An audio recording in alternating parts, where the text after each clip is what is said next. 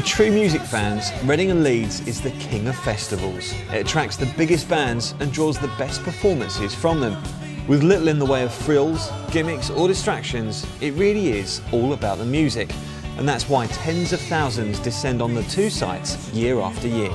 This is the ultimate guide to Reading and Leeds.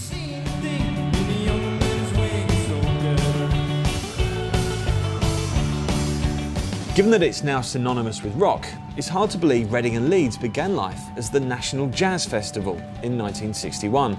Back then, it didn't even take place in Reading, but rather Richmond, southwest London.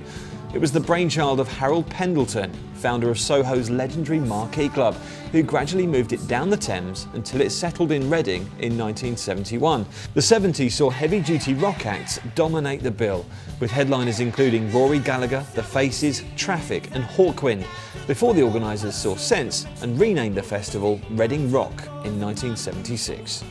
The new breed arrived in 1978 when The Jam and Patti Smith headlined, but older acts like Thin Lizzy and Black Sabbath kept coming back until the festival was plunged into turmoil in the mid-80s.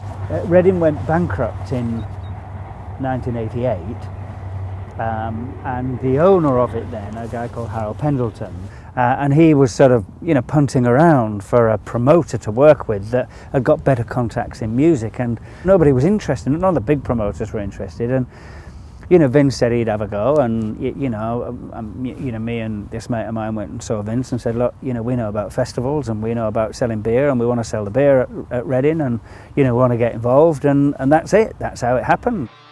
Beginning with New Order and the Pogues, Reading started to put on the kind of leading indie rock names that have cemented its reputation ever since.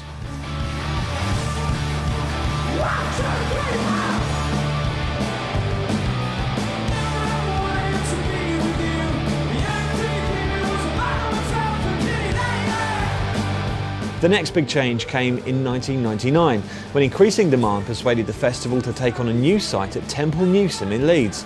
We started Leeds in 1999, and I was shitting myself. And what you don't know is whether people say, okay, great, I don't have to go so far now. So you end up with 25,000 here in Reading and 25,000 in Leeds, and you're buggered because now you've got two festivals and neither of them are full. As it happened, it worked better. And then we moved to Bramham Park, and two wonderful people that own Bramham Park who've just been, when I think Blair might have been one of the first acts that we had there, and so they thought Tony Blair was coming.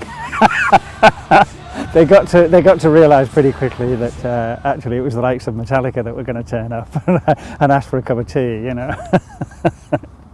Within a couple of years, the two festival sites had settled on a system of alternating bills, which has survived to this day.